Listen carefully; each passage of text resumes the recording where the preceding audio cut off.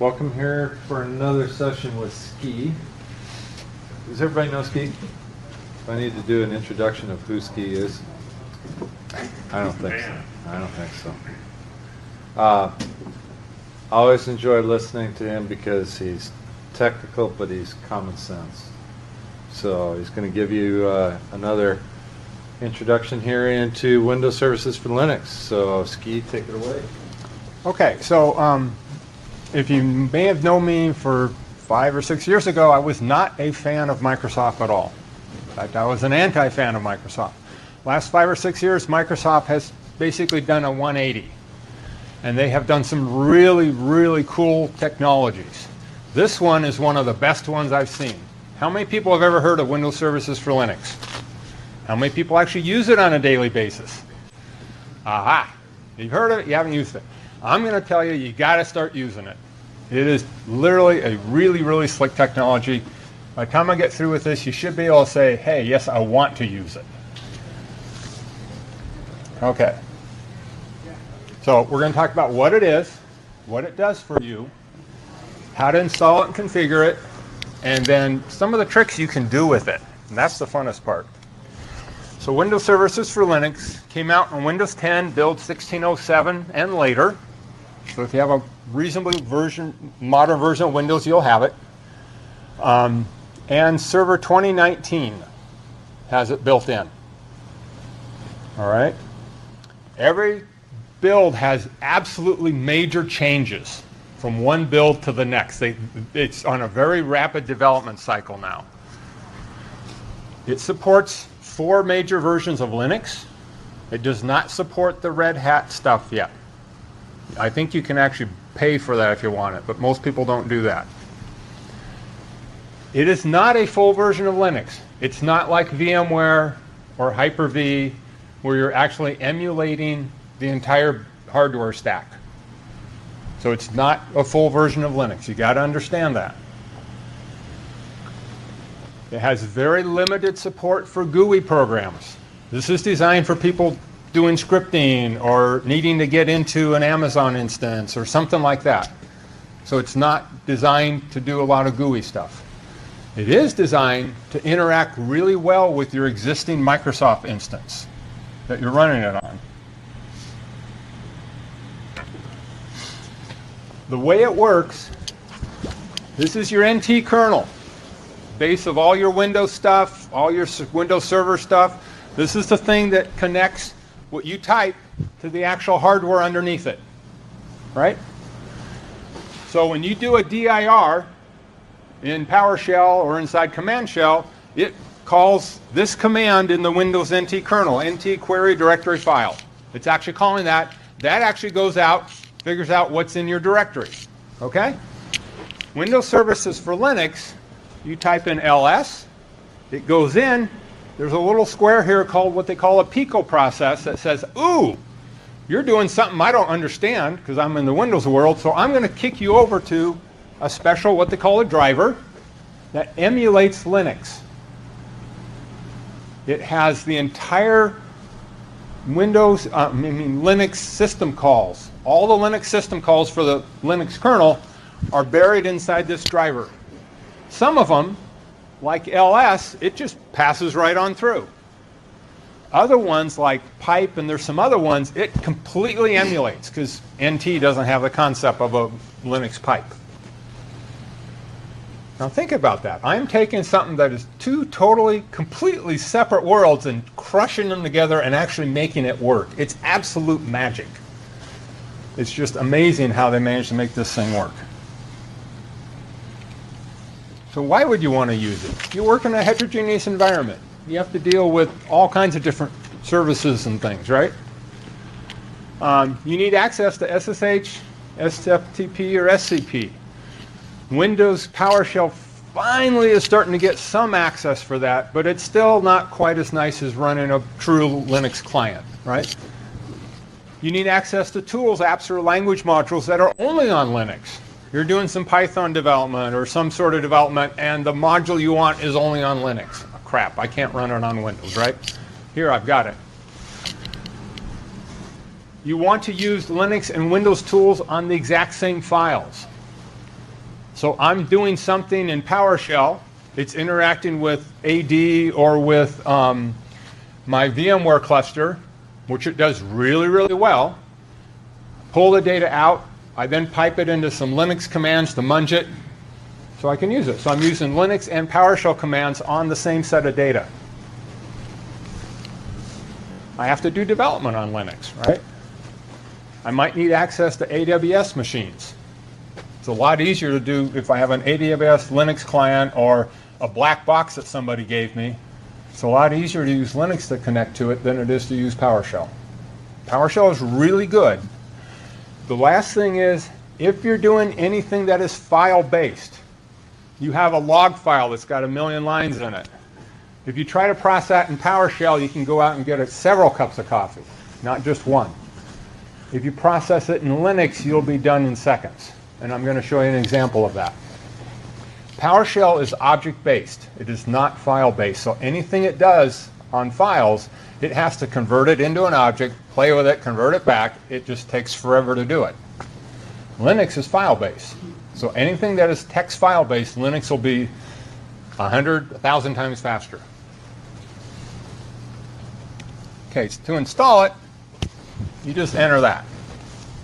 So if we go up here, see how this is going to work. And where's my mouse? There it is. There we go.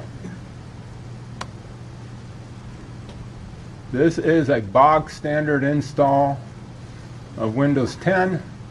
Start up PowerShell. There's PowerShell. Go back over here. And all this does is it turns on those drivers. I should have done this differently.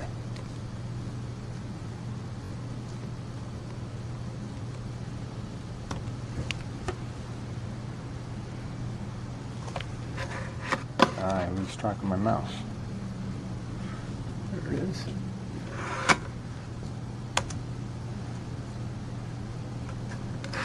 What happened to you? Come back here.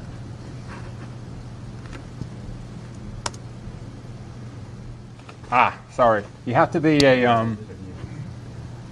you have to run it like this. Run as administrator. Yes.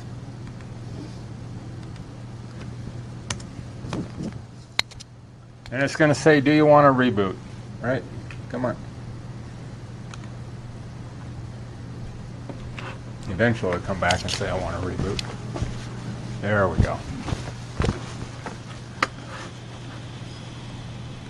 That's essentially, it's going to reboot your machine. So since I don't want to spend all time waiting for this thing to reboot, we are going to go to snapshot 2. Anybody know about snapshots in VMware?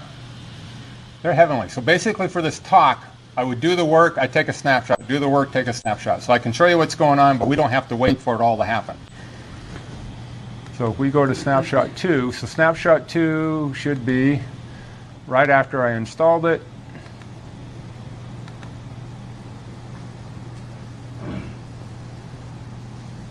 Hold that up. Okay, so now I've got it installed. So what? So the next step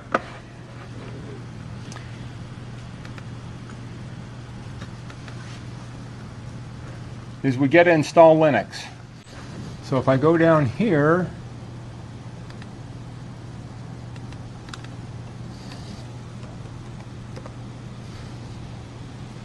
I can't see that very well. Let's kill this. That's not going to work. Okay. Come on.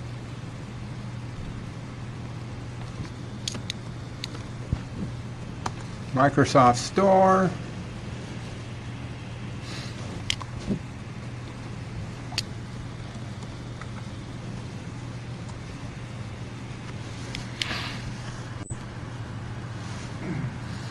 You got your choice. Ubuntu is the one that I prefer, but there's Ubuntu and Debian are both real common ones. OpenSUSE is typically only used by if you're in Europe. It's the major Linux distribution in Europe. And if you're into any type of security stuff, choose Kali Linux. It is loaded with security tools. It was designed for people who do pen testing and all kinds of wonderful things. So I'm basically going to choose Ubuntu, and you choose Get. It's going to download it, and then you're going to click on Launch, and it's going to install it. That's all there is to it, right? Dirt simple.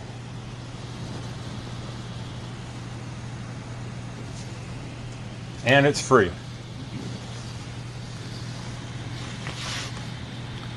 Wait a few minutes for this thing to get done. When you launch it, it's actually going to spend a few minutes to configure it now. And right at the end of the configuration, it is going to ask you for a Linux user and password. This is not the same as your Windows user and password. They are totally different. They're different environments. You can use the same username and password, but they're stored, the credentials are stored in a different area. They're totally separate. Okay?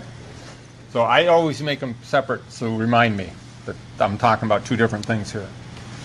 This will take about 5 or 10 minutes, so I'm lazy. Let's go back to the snapshot.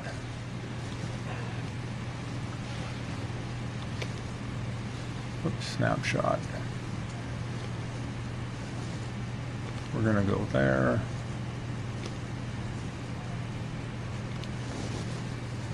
Kind of rushing through this part because I want to get to the fun part, what you can do with it. Okay, so now I have it installed. And when it installs, it pulls up this little thing called Ubuntu, because I installed Ubuntu. So if I go down here, you should see, come on. I have a thing called Ubuntu, right? One of the things, can I make that thing bigger? Is this going to work? No, of course not.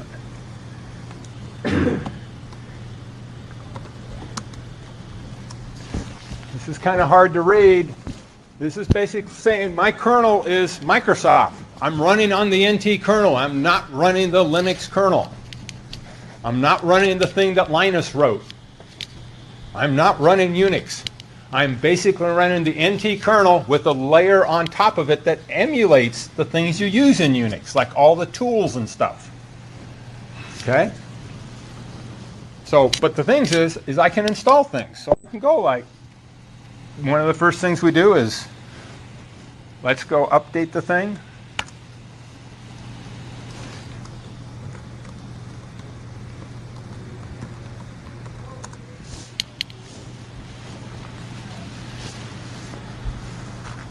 You treat it just like a normal Linux box. You update all the packages. You install packages.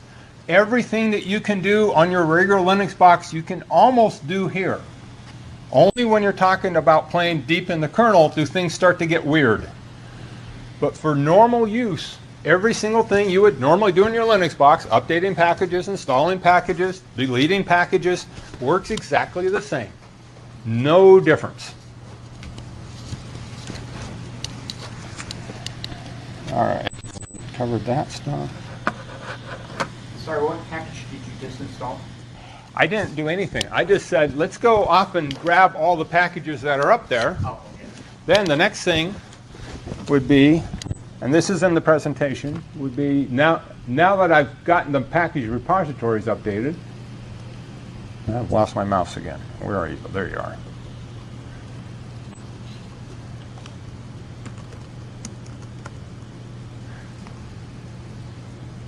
Get upgrade.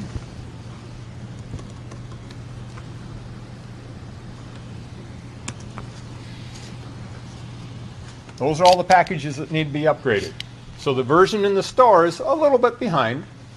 I do that, and that's going to upgrade all the tools on there. So Linux has got a really good package manager in that it's not like Windows, where you just kind of randomly download things from various sites and install them. Ubuntu has one master site. Everything comes off of it around the whole world. And you just go to that site. All the packages are in there. There are like something like 30 or 40,000 packages up there. Very, very rarely do you need to go to a special site and download a special package. Yes? I was just going to say, backing up a little ways, you used to have WSL and PowerShell, right? You can do that. We'll get to that in a little bit. Oh, okay. Yeah. Yes. So while that's cranking, let's go back over here.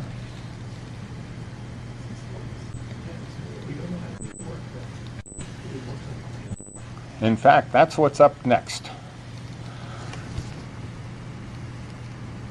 So that's going to take a little while. So again, let's go to a snapshot. Where's my snapshots? Here we go.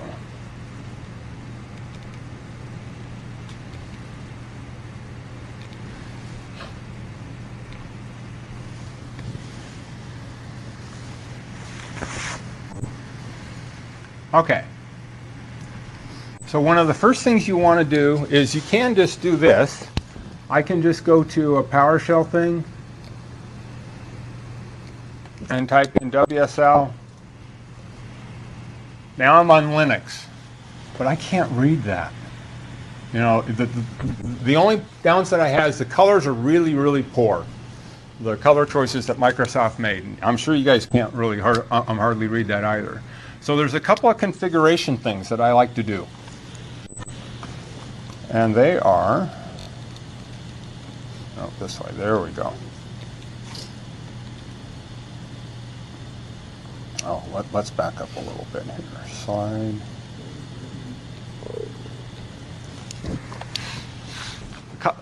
A couple other things. Editor choices. Linux has something called Nano. You can also run it on Windows. It's like Notepad, but very, very limited. I highly encourage you to take a crack at VI. Big steep learning curve, but you're much more powerful. It'll make you much more efficient in the long term. There's a tool on Linux called Vim Tutor. Just type in Vim Tutor, spend a couple hours, you'll get the basics of VI down. All right? Or you can actually run Notepad from the Linux side of the world. From Windows Services for Linux, you can run any of your Windows programs. It's totally interchangeable, back and forth.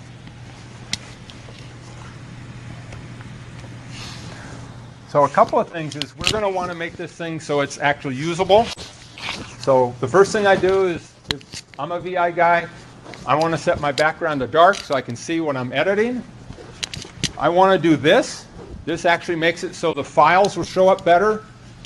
And also, it will auto-mount certain directories like Mount C and other directories that you have. Will get mounted the minute you go into the bash shell.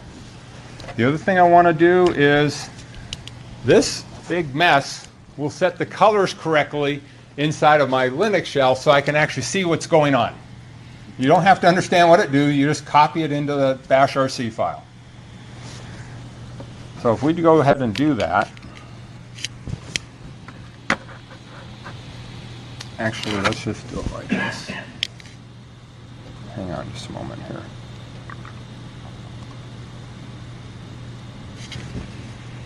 Oh.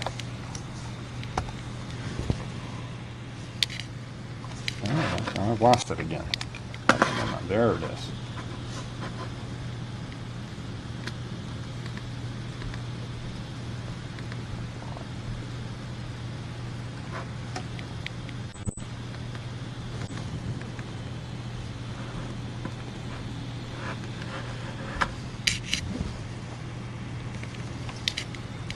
So, CD.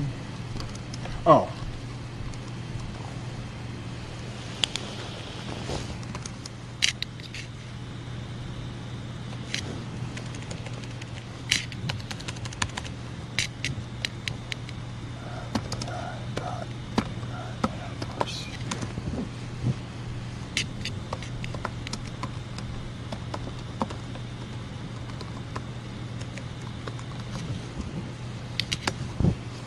Now, if you look, I can actually see what I have in there.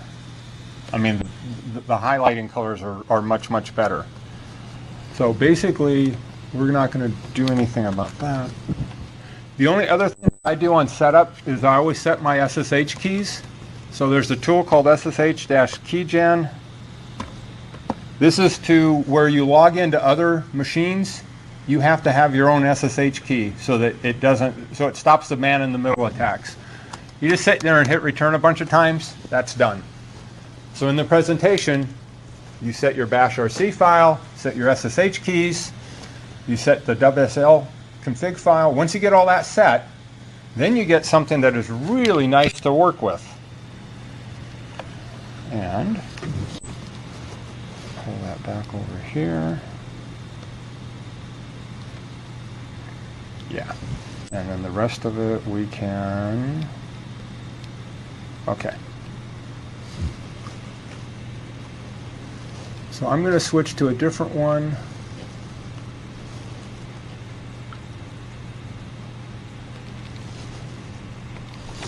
This is my personal machine that's all been configured, just like I talked about in the presentation. And can I make that thing any bigger?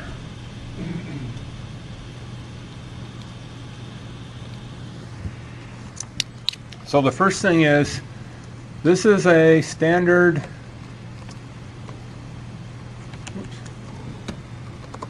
Windows PowerShell.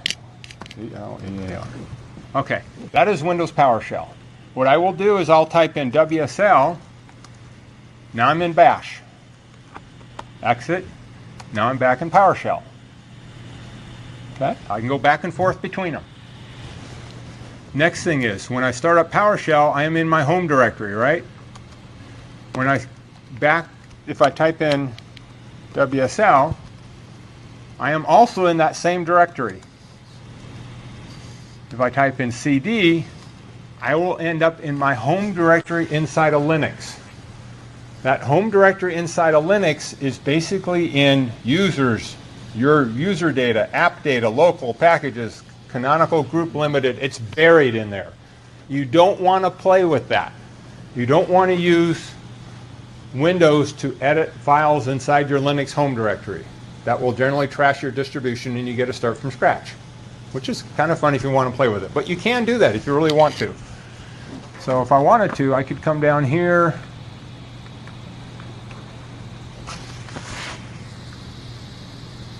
See Kaczorowski. View hidden files. More viewing hidden. Where's app data? I don't see it. Yeah, there it is. Come on, open up. Local packages.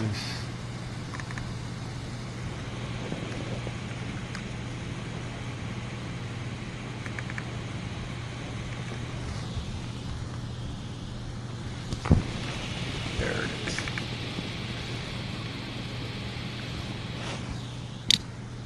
Packages. Local state. There's my Linux file system. It's buried in there. Generally don't touch that from Windows. You'll end up just reinstalling everything. But it's in there just in case you want to know about. So, for example, you create something inside of your Linux file system and for some reason you need to get to it from Windows. This is how you can maybe copy it out if you had to. It's a lot easier just to do it from the shell.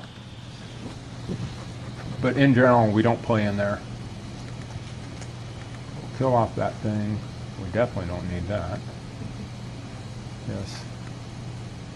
So anyway, I've got this side down here is going to be bash. What is that? Oh, I know.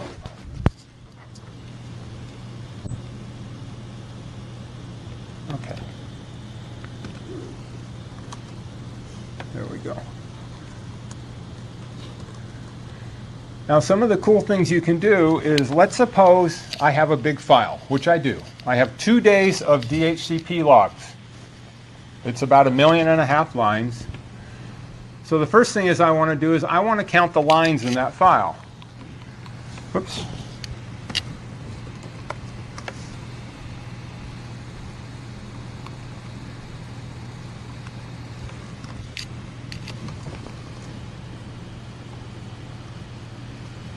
There we go.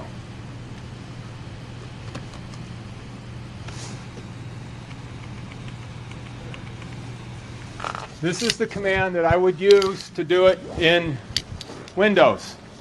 Get content of the file, measure the object, and the number of lines, right? That's your standard Windows, bog standard Windows command. On Linux, which is down here,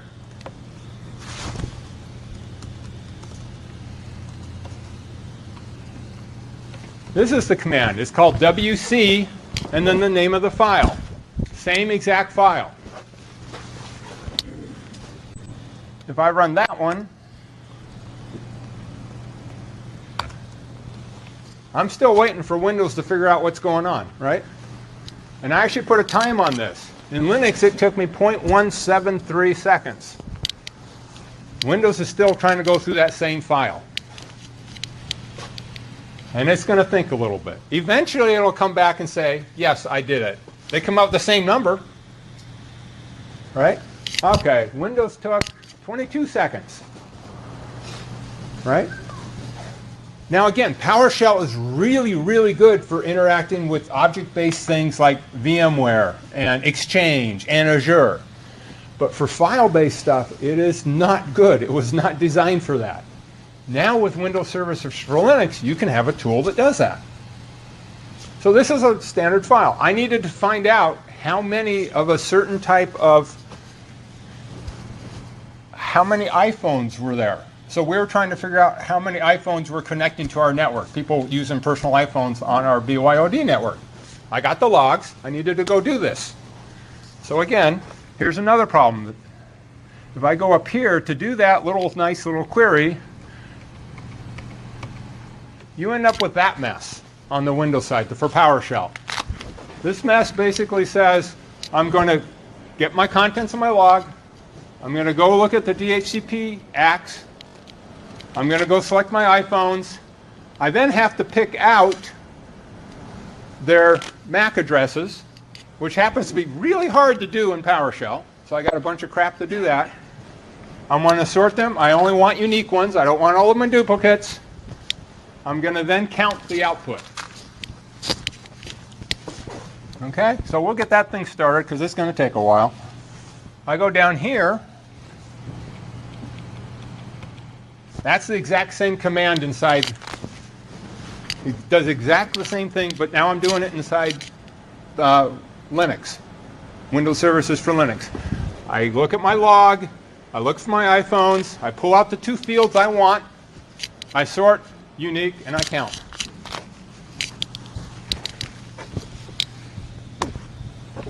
I'm done. PowerShell is still trying to figure out what's going on. It did finally come back, right? This is why you may want to use this. If you have to look at large files. Example, we have a Fortinet firewall. It produces monster logs. And their service for actually analyzing those logs is as slow as PowerShell. What we do is we take the logs, pop them onto a drive, and use this to analyze them. I can look through those logs in no time at all using this. So can my network person. Much, much, much faster. Okay. A couple of other tricks that we found. Come on, I know you're over here somewhere. There you are. So here's another one.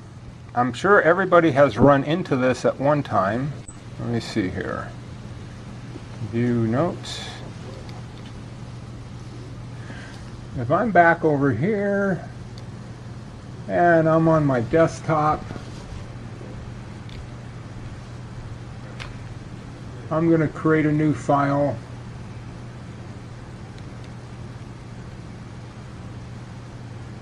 Text document.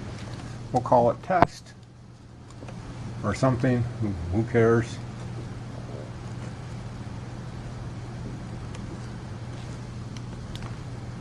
Properties, security,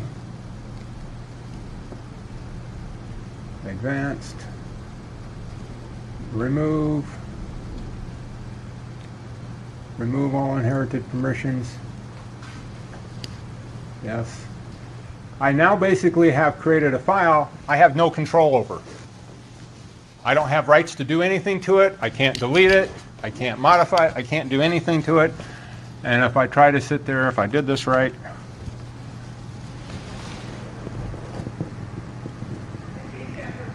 where's the delete? There it is.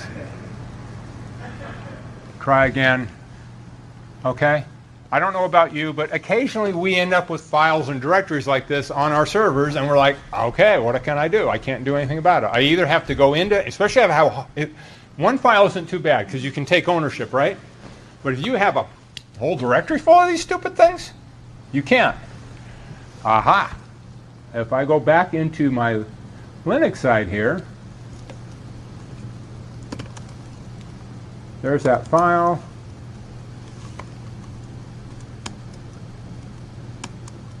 It's gone. Linux has a different permission model.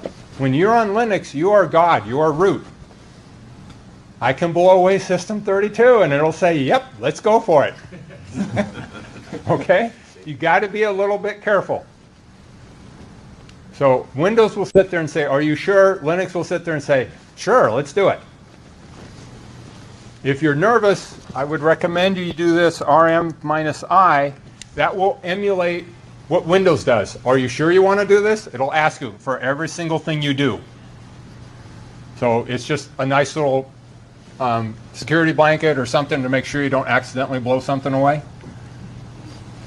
So that's another advantage to this. You can get rid of things that you can't get rid of from Windows, from PowerShell. Or it's much easier to get rid of things.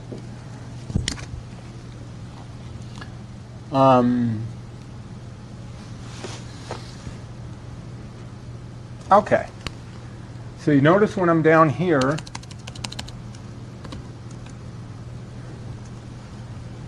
ls, oh no, cd dot dot.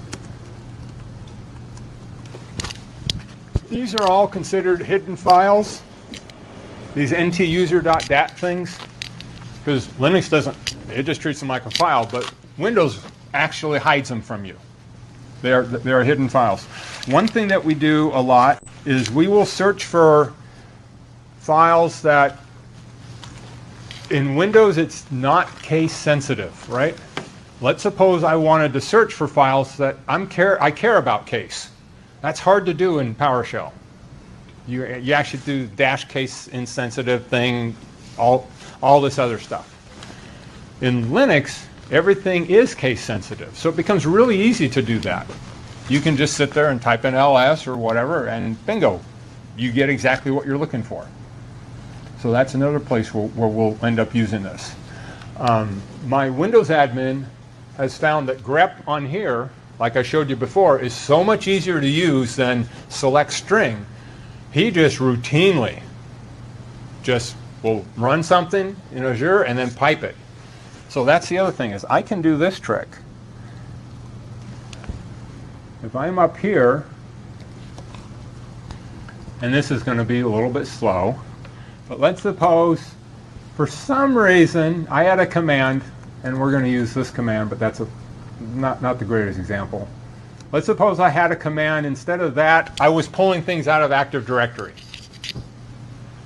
And I wanted to filter them. And you saw how long that select string mess was, right? I could instead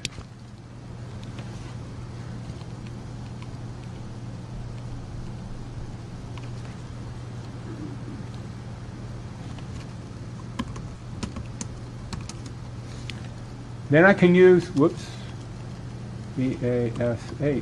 bash dash C.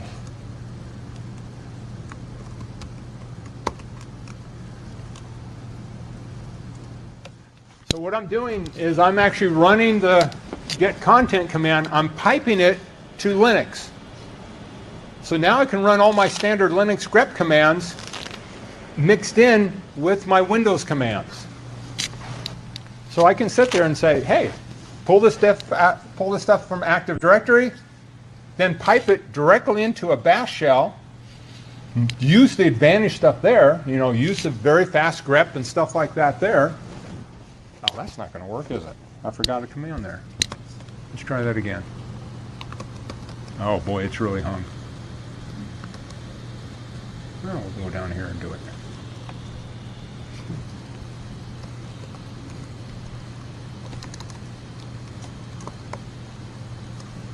Let's try this again. gc dot slash dhcp pipe bash. Let's do it like this. wc-l. I'm just going to count the number of lines in that file. But I'm counting using the Linux command, not the measure line measure command that Windows uses. So I can go back. I can actually go back and forth like this. We have found a couple of cases where I pulled data out of Active Directory. I used the grep to pick the counts I really want, because I'm pulling the counts out and I'm filtering on some of their attributes, and then I pipe it back into the Windows side to sit there and modify them. So you can actually go back and forth as much as you want, which is actually a really slick trick.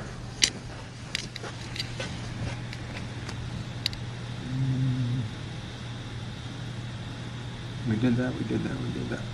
Okay.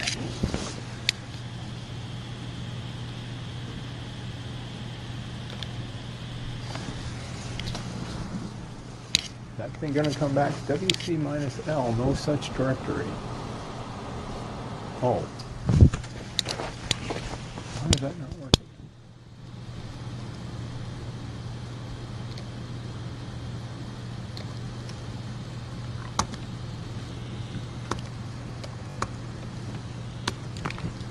Well, that was not a good choice. Let's go try this.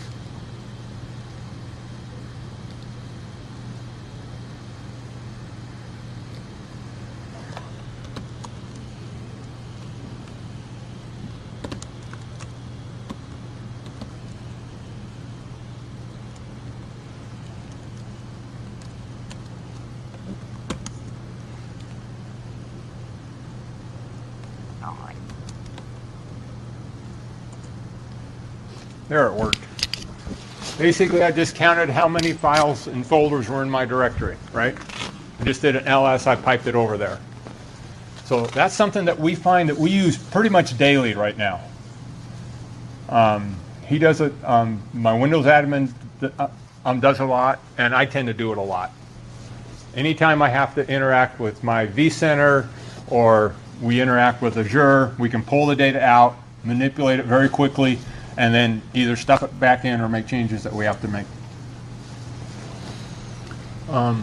The last thing is that you can actually run GUI apps. This is not supported by Linux, by Microsoft, but people have got it to work.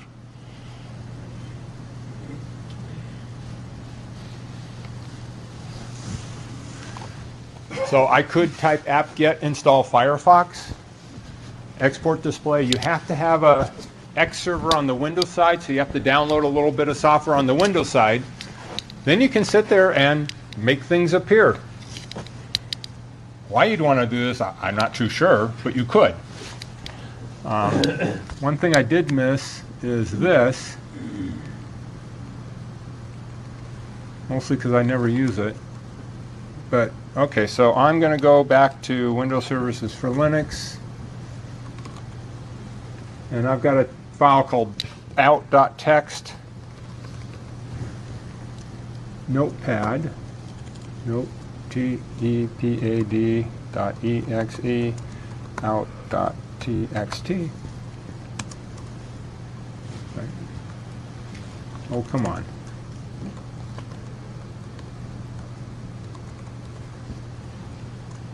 There you go. I'm running Notepad, which is a Windows app, from Linux. So when you're in Linux, you can run any of your Windows apps. And in fact, if you search for WSL and XFCE, which is a Linux desktop, there is a guy out there who spent way too much time and basically turned his Windows kernel into a complete XFCE desktop. You look at what he's got and it looks like it's Linux all the way through. But he's got the whole thing.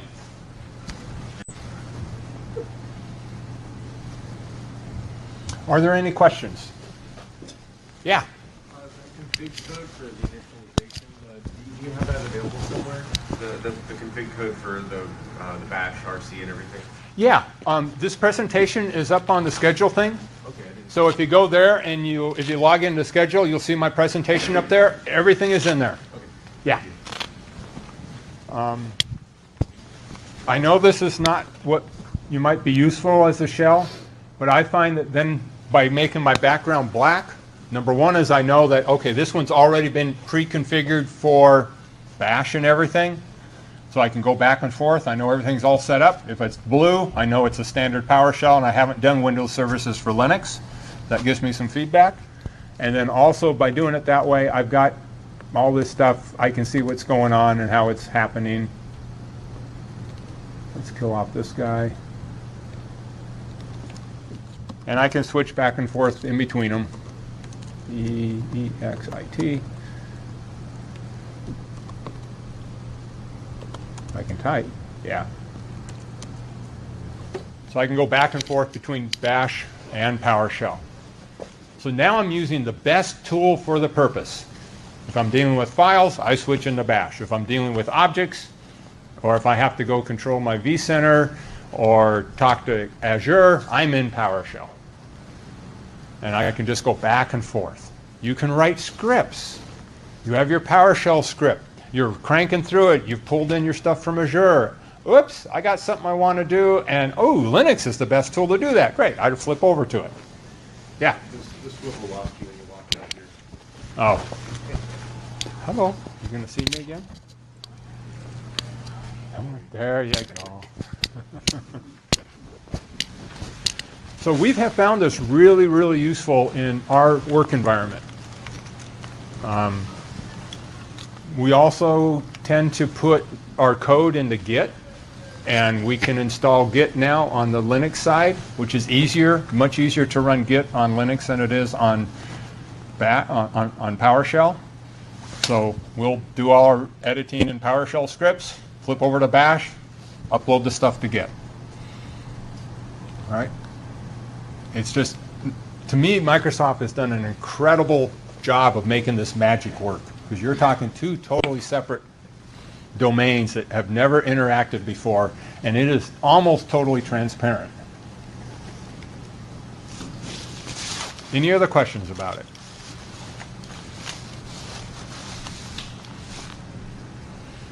Yeah.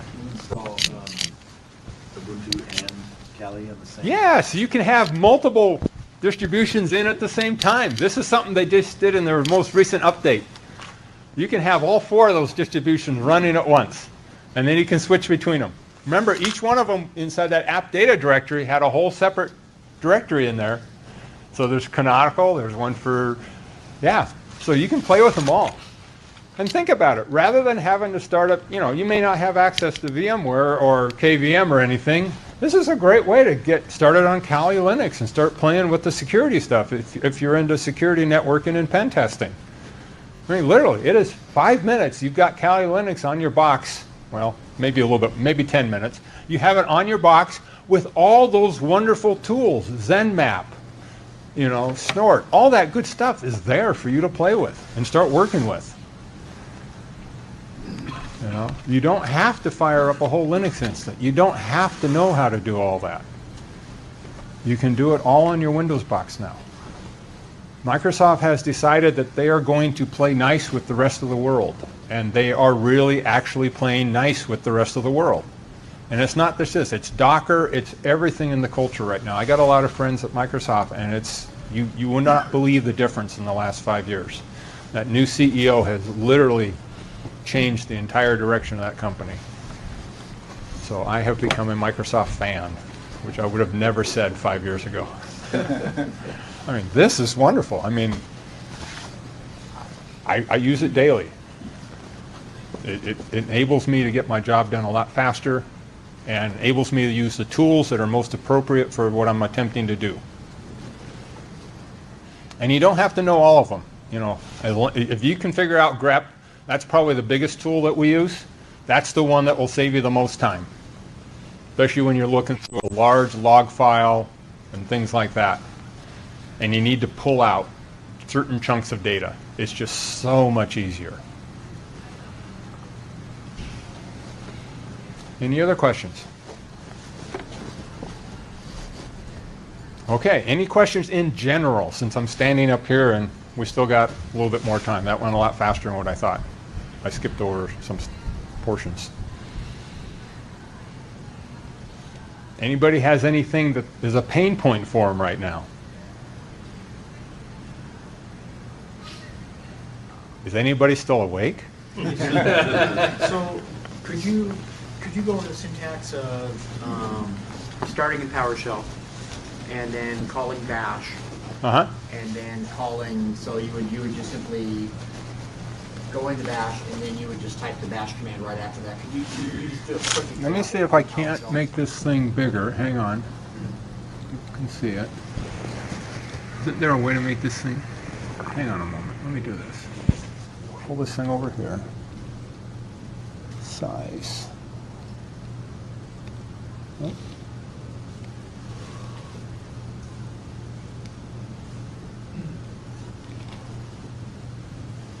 There we go. Ah. That better? Oh yeah, there you go. So I do a command. I'm in PowerShell, right? Dir. Okay, dir. All right, let's go do this.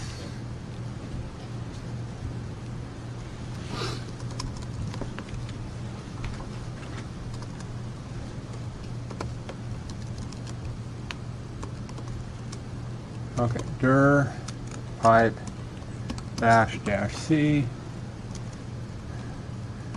grep. Oh, I don't know what's in there. C, okay, Yeah, okay. that probably won't come up with anything. Oh, I know. Grep star.txt. Sure. Oh, not bash c. Sorry, bash dash c. All right, where am I here?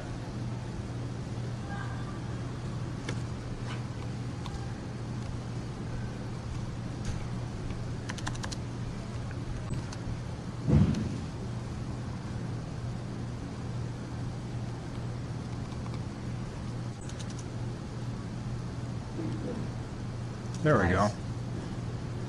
Okay. And you may want to also pipe it back to,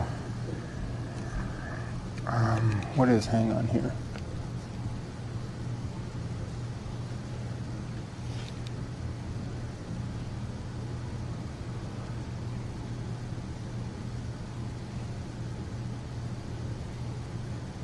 Object dash line. Just to show you can do this.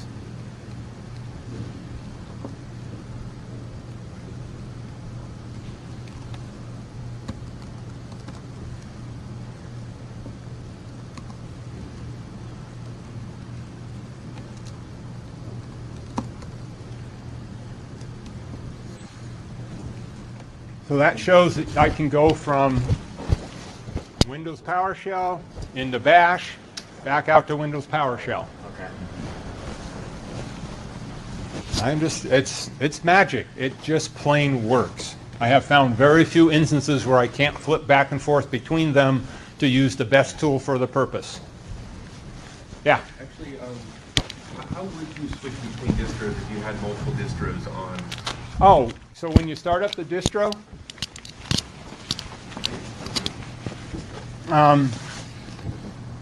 actually, I'm not sure how you would do that from inside here, because I typically use one. What most people would do is they would actually start up the distro, like you could say Ubuntu, and it would log you directly into Ubuntu shell.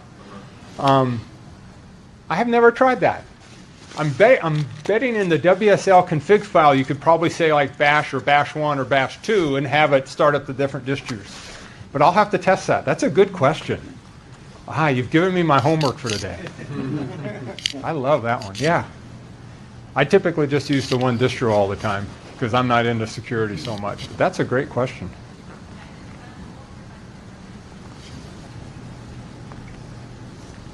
Now in this case, I probably would not use measure object because we saw how slow that was.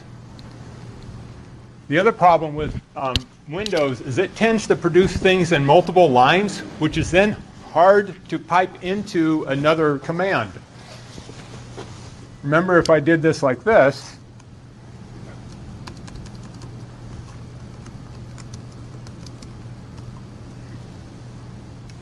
I just get the number that I care about. I don't get all this other crap in front of it.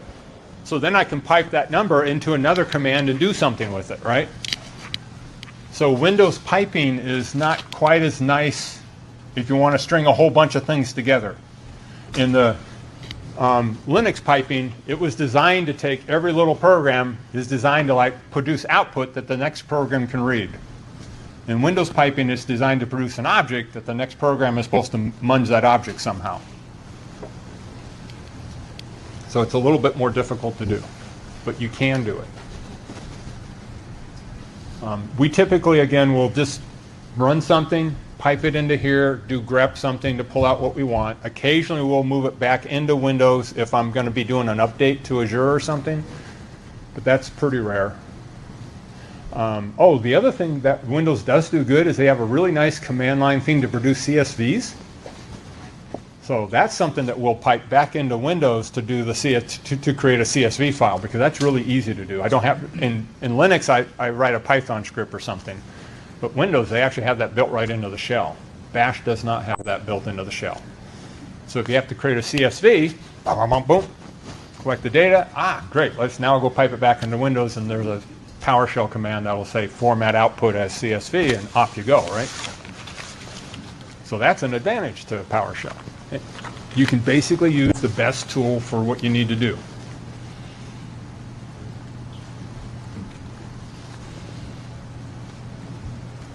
So, highly encourage you to play with it if nothing else, and try it out. It won't hurt anything. You can delete it afterwards. You know, if you decide that it doesn't fit your work environment or how you do things, it deletes really easy. It's just a directory on disk. It will all be disappeared. About the only thing you could possibly do is if you tried to see how well it deletes System32 or something, you might be reinstalling.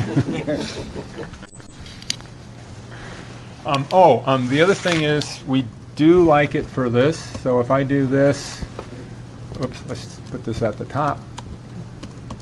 So SSH on Windows has gotten a lot better, and I think on the next version of Windows 10 it might actually be pretty well usable. But it's still not quite there yet. SSH on Linux is mature. It's been around forever, right? So I can do things like this at ssh.nsd.org. Yes. First time I've connected from this one.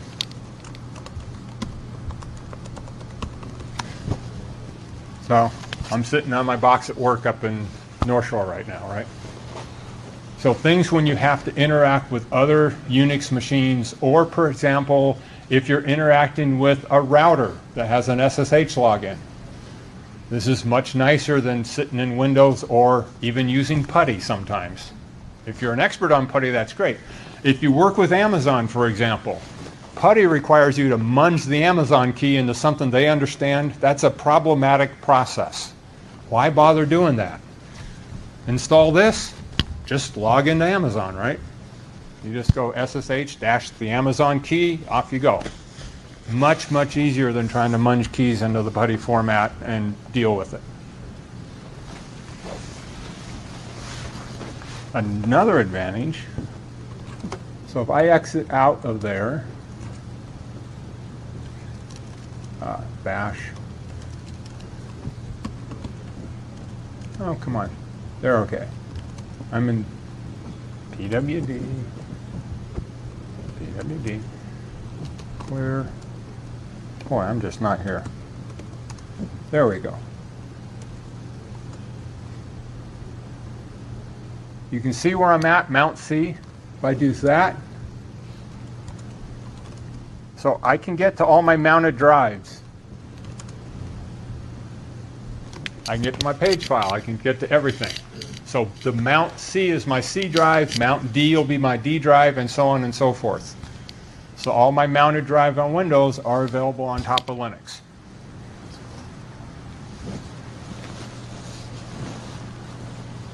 And that, if you read up on it, that's a lot of black magic that they do underneath the hood to make that actually work.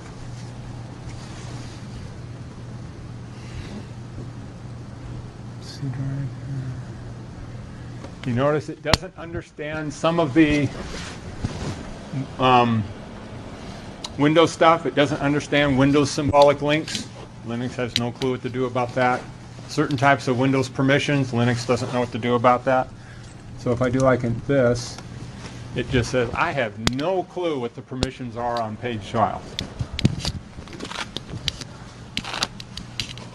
So typically I would never use this to modify Windows system files or anything like that. I only use it for modifying data files that I create, and I can play with them.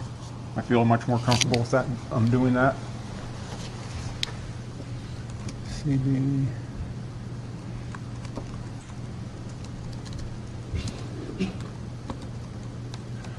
Let me just see if this is it. Yeah. The other advantage to being in Bash is it keeps a full history that follows you around. How many people would love to get history inside PowerShell? Yeah.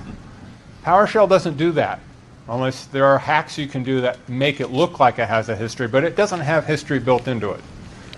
So one of the things that I tend to do is I'll type a command. Once I figure out the command, I let the history remember it for me so I don't have to copy it into my documentation. I can just go back in my history and it's going to be there. No matter how many times I exit Bash or restart Bash, the history will always have that command in it. I usually set my history to be like 1,000 or 2,000 lines long. And that works out really well.